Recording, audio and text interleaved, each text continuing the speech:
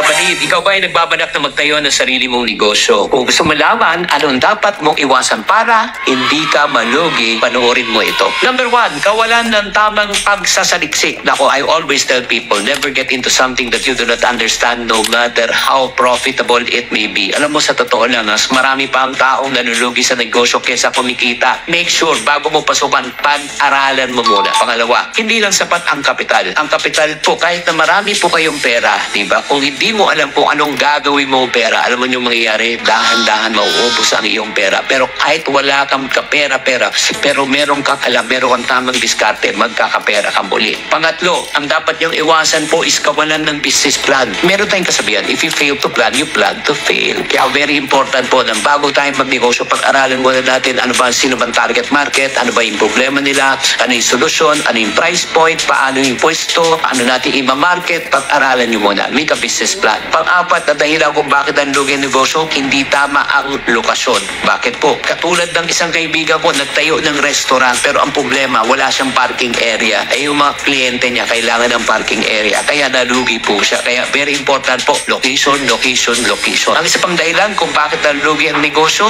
na pagsasama po ang perang personal at yung pera pang negosyo po. Kaya nga umaabot sa punto, nagagamit na. Pati yung sarili nilang pera, ano po nangyayari niyan? Eh wala ng pampuhunan, hindi na umiikot. Kaya mga ka-friendship ang tagumpay sa negosyo ay hindi lang nagsisimula sa swerte, kundi sa tamang kaalaman at paghahanda. Kaya naman, para sa mga taong gusto magnegosyo pero hindi alam paano mag-umpisa, may maganda akong balita para sa iyo.